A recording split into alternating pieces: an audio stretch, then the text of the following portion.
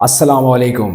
मैं हूं अब्दुल बासित और आप लोग देख रहे हैं मेरा YouTube channel AB Khan chemistry. आज का हमारा लेक्चर है lecture number 181 and this is about viscosity of a liquid.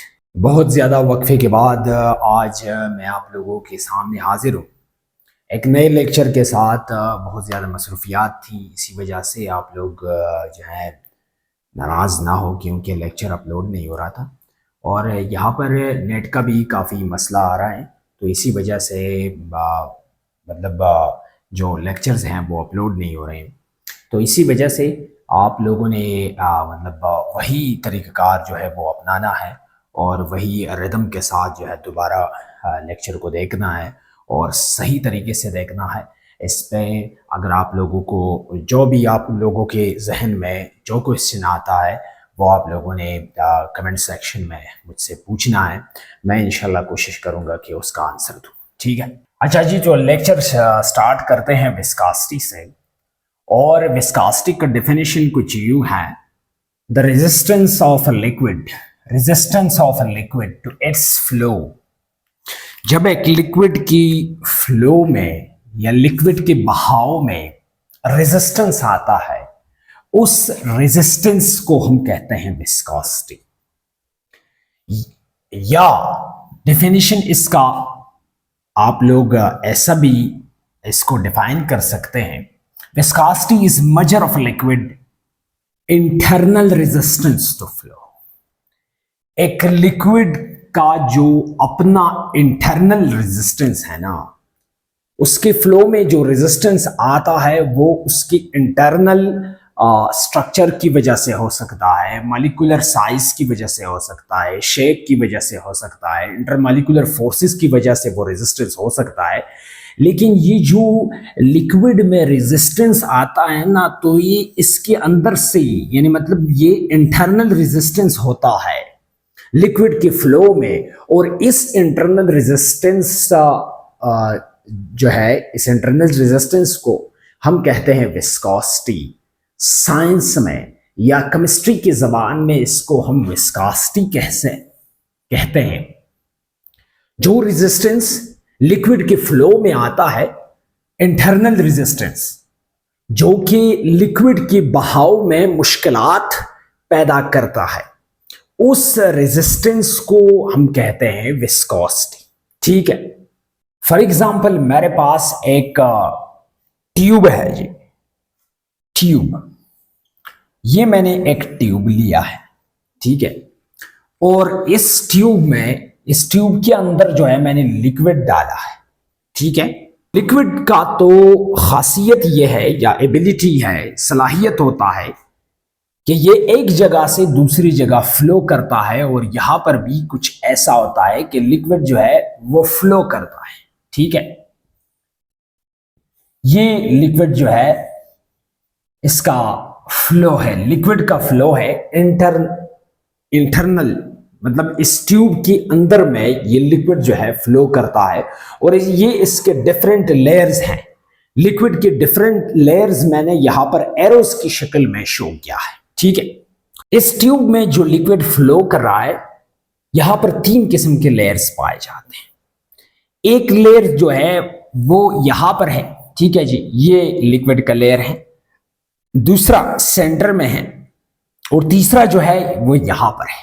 ठीक है, दूसरे साइड पे यहां पर इस सेंटर में जितनी भी लेयर्स है उसका फ्लो जो है वो ज्यादा होता है कंपेयर टू इन लेयर्स के मुकाबले में। जो सेंटर की लेयर्स है उसका फ्लो जो है वो ज्यादा है। यहां पर कम क्यों है? यहां पर फ्रैक्शन की वजह से कम है क्योंकि इस ट्यूब के जो साइड्स है या इस ट्यूब का जो मतलब कवर है, ठीक है, जो वॉल्स है, उन वॉल्स के साथ ये लेयर जो है फ्रैक्शन में है और उसी फ्रैक्शन से रेजिस्टेंस पैदा होता है। और वही रेजिस्टेंस की वजह से जितनी भी लेयर्स यहां पर है और यहां पर है, इनका फ्लो जो है वो कम है और यहां पर जो फ्लो है वो ज्यादा है क्योंकि लिक्विड के आपस में जो यहां पर इस ट्यूब में जो मैंने जाहिर किया है, तो बिटवीन द लिक्विड लेयर्स यहां पर फ्रैक्शन कम है तो इसका फ्लो जो है वो ज्यादा है, और यहां पर फ्रिक्शन ज्यादा है तो रेजिस्टेंस ज्यादा आ रहा है, और इसी वजह से इसका फ्लो जो है वो क्या है, कम है। तो इसका जो शेप बनता है इस ट्यूब में, तो वो कुछ इस तरह बनता है। साइड पे इसका फ्लो जो है वो कम है, सेंटर पे ज्यादा है, फिर साइड्स पे कम होता है और सेंटर में ज्यादा है। तो ये कुछ इस तरह का शेप जो है यहां पर बनेगा। ठीक है, अब यहां पर जो फ्लो ऑफ लिक्विड है वो कम आ रहा है, और ये सिर्फ और सिर्फ फ्रैक्शन की वजह से, क्योंकि ये फ्रैक्शन जो है ये यहाँ पर रेजिस्टेंस प्रोवाइड करता है, और उसी रेजिस्टेंस की वजह से लिक्विड का फ्लो जो है वो कम होता है between the walls of the tube. और जो सेंटर है तो वहां पर लेयर जो है वो वॉल्स के साथ नहीं टकराते हैं, इसी वजह से इसका फ्लो सेंटर में जो है वो ज्यादा है, क्योंकि सेंटर में फ्रैक्शन कम है तो इसी वजह से रेजिस्टेंस कम होगा, और उसी के बलबूते पर यहां पर सेंटर में लिक्विड का फ्लो जो है वो ज्यादा होगा। इसके बाद आता है यूनिट ऑफ विस्कोसिटी। तो विस्कोसिटी का जो ऐसा यूनिट है वो है किलोग्राम पर मीटर पर सेकंड, इसका यूनिट है, और इस यूनिट को हम कहते हैं सेंटीपोज। तो सेंटीपोज इसका यूनिट है विस्कोसिटी का, और जो डिवाइस विस्कोसिटी के मेजरमेंट के लिए यूज होता है उस डिवाइस को हम कहते हैं ऑस्टवर्ड्स विस्कोमीटर। सिंपल आप विस्कोमीटर भी कह सकते हैं, लेकिन ये एक स्पेशल डिवाइस है जिसकी वजह से हम विस्कोसिटी जो है वो मेजर कर सकते हैं। तो इस डिवाइस को हम कहते हैं ऑस्टवर्ड्स विस्कोमीटर। इसके बाद आता है फैक्टर्स अफेक्टिंग विस्कोसिटी। अब ऐसे कौन से ऐसे मतलब फैक्टर्स हैं जिनकी वजह से विस्कोसिटी जो है वो असरअंदाज होता है, कम होता है, या मतलब ज्यादा होता है। बाज लिक्विड का विस्कोसिटी ज्यादा होता है, मिसाल के तौर पर मैं ग्लिसरीन लेता हूं या मैं हनी लेता हूं, और बाज लिक्विड का विस्कोसिटी कम होता है, जैसा कि इथेनॉल आप ले ले, ईथर ले ले। ठीक है, तो इसका फर्स्ट वन फैक्टर जो यहां पर मैं एक्सप्लेन करना चाहूंगा वो है molecular size of the molecules. Molecular size ज्यादा इफेक्ट करता है विस्कोसिटी को, और molecular size is directly proportional to viscosity. ये पॉइंट आपने याद रखना है तो आपको सब कुछ क्लियर होगा। Molecular size is directly proportional to viscosity. Molecular size का मतलब ये है कि अगर मॉलिक्यूलर साइज ज्यादा होता है, ठीक है, मिसाल के तौर पर मेरे पास एक मॉलिक्यूल ये है, इसका मॉलिक्यूलर साइज इतना है, और दूसरा ये है, इसका मॉलिक्यूलर साइज जो है वो ज्यादा है। अब जिस मॉलिक्यूल का साइज कम है तो इसका मॉलिक्यूलर वेट कम होगा, और जिस मॉलिक्यूल का मॉलिक्यूलर साइज ज्यादा है तो इसका मॉलिक्यूलर वेट जो है वो खुद बहुत ज्यादा होगा। तो मॉलिक्यूलर साइज, इस मॉलिक्यूल का मॉलिक्यूलर साइज ज्यादा है, मॉलिक्यूलर वेट ज्यादा है, तो ये जो स्लाइडिंग करता है वो मुश्किल से एक दूसरे के ऊपर फिर स्लाइडिंग करते हैं। मतलब उसके लिए बिगर साइज मॉलिक्यूल्स के लिए जिन मॉलिक्यूल्स के साइजेस जो है वो ज्यादा होते हैं या मॉलिक्यूलर वेट ज्यादा होता है, तो उसके लिए फिर स्लाइडिंग मोशन जो है वो डिफिकल्ट बन जाता है, मुश्किलात आते हैं स्लाइडिंग में, मूवमेंट में, और इसी वजह से मतलब मूवमेंट में मुश्किलात आ रहे हैं, ठीक है, या डिफिकल्टीज आ रहे हैं, ठीक है, मूवमेंट में या स्लाइडिंग में, तो इसको हम कहते हैं रेजिस्टेंस। ये रेजिस्ट करता है मोशन को या मूवमेंट को या स्लाइडिंग मोशन को, और इसी रेजिस्टेंस को हम विस्कोसिटी कहते हैं।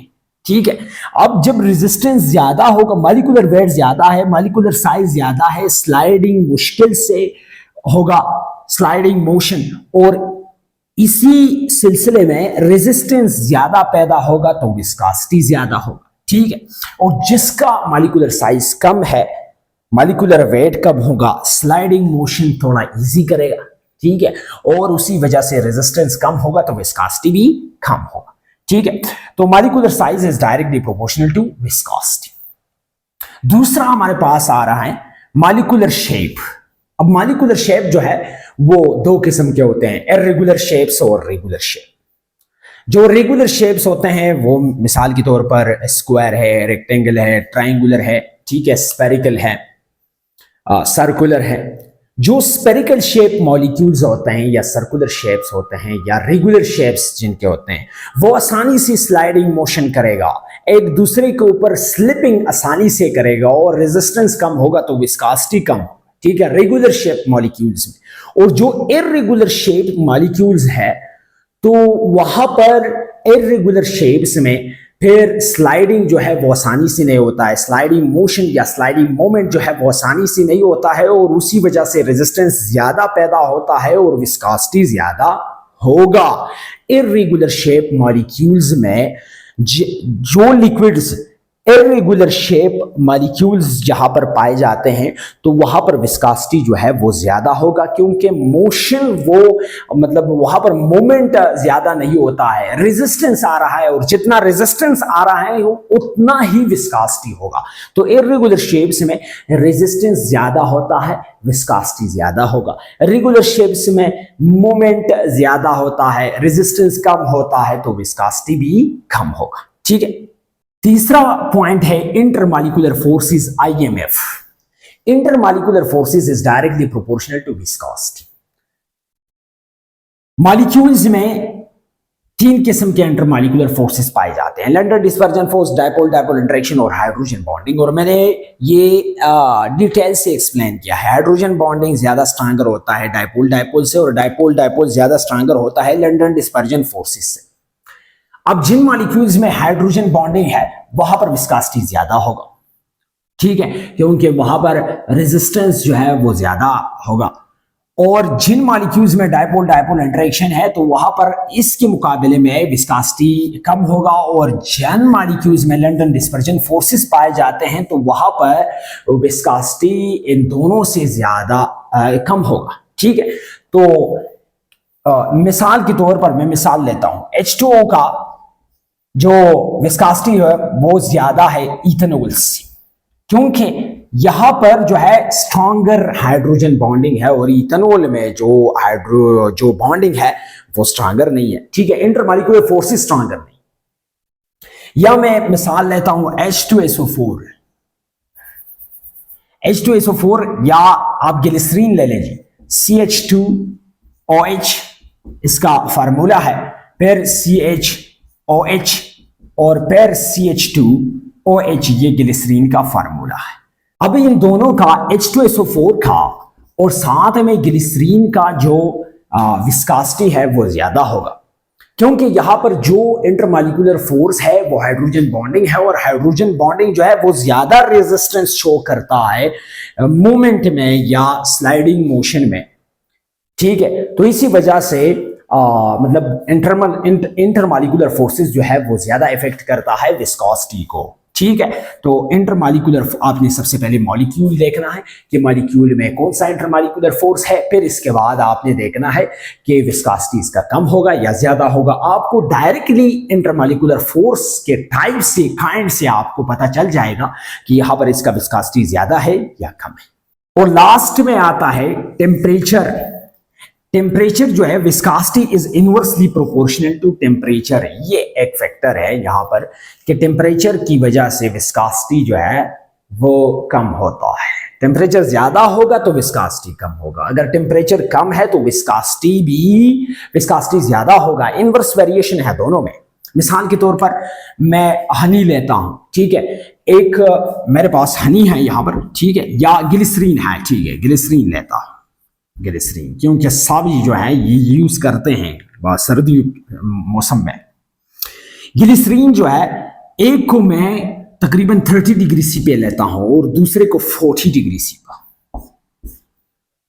अब ये जो ग्लिसरीन जो मैंने 30 डिग्री सी पे लिया है, यहां पर जो इसका विस्कोसिटी है वो ज्यादा होगा क्योंकि टेम्परेचर कम है। और जो ग्लिसरीन मैंने 40 डिग्री सी पे लिया है, ठीक है, या जिसका टेम्परेचर 40 डिग्री सी तक मैंने पहुंचा दिया है, तो इसका विस्कोसिटी कम होगा क्योंकि टेम्परेचर जो है वो ज्यादा है। लेकिन क्यों? टेम्परेचर की वजह से विस्कोसिटी जो है वो टेम्परेचर ज्यादा करते हैं तो विस्कोसिटी कम होता है, और टेम्परेचर अगर कम है तो विस्कोसिटी ज्यादा है। ये क्यों? Why? Big question here is, big question. अब इसका रीजन ये है कि टेम्परेचर की वजह से इंटरमॉलिक्यूलर फोर्सेस जो है वो असल में वहां पर टेम्परेचर की से बहुत ज्यादा घबराते हैं। अगर आप टेम्परेचर ज्यादा करते हैं ना तो इंटरमॉलिक्यूलर फोर्सेस जो है वो वीक होते जाते हैं और उस टेम्परेचर की वजह से जो इंटरमॉलिक्यूलर फोर्सेस हैं among the molecules, inter molecules के दरमियान, बिटवीन मॉलिक्यूल्स के दरमियान जो फोर्सेस है जिसको हम इंटरमॉलिक्यूलर फोर्सेस कहते हैं या वंडरवाल फोर्सेस कहते हैं, वो वीक होते हैं टेम्परेचर की इंक्रीज की वजह से। और जब हम टेम्परेचर इंक्रीज करते हैं तो ये वाला जो फैक्टर है ये मतलब वीक होता है और इसके वीकनेस से विस्कोसिटी जो है वो क्या होता है, कम होता है। तो अगर टेम्परेचर कम है विस्कोसिटी ज्यादा होगा, टेम्परेचर ज्यादा है तो विस्कोसिटी कम होगा। तो ये याद रखना कि क्यों टेम्परेचर की वजह से जो विस्कोसिटी है वो टेम्परेचर इंक्रीज से विस्कोसिटी क्यों डिक्रीज होता है। तो इसका सिंपल आंसर ये है कि टेम्परेचर की राइज से या टेम्परेचर की इंक्रीज से जो इंटरमॉलिक्यूलर फोर्सेस है, ये इंटरमॉलिक्यूलर फोर्सेस जो है ये वीक होते हैं या लेस इफेक्टिव होते हैं और उस लेस इफेक्टिवनेस की वजह से या वीकनेस की वजह से विस्कोसिटी जो है वो कम होता जाता है। और फिर टेम्परेचर की इंक्रीज से kinetic energy of the molecules जो है वो भी इंक्रीज होता है। तो ये दोनों बातें जो है वो सही है। काइनेटिक एनर्जी टेम्परेचर की इंक्रीज से इंटरमॉलिक्यूलर फोर्सेस जो है वो बिकम्स लेस इफेक्टिव और साथ में मॉलिक्यूल्स का जो काइनेटिक एनर्जी है वो ज्यादा होता है और उसी वजह से मूवमेंट जो है वो फिर वो आसानी से करते हैं क्योंकि काइनेटिक एनर्जी जो है वो ज्यादा हो गया टेम्परेचर की इंक्रीज से। ठीक है, तो ये सिंपल वेरिएशन है, viscosity is inversely proportional to temperature.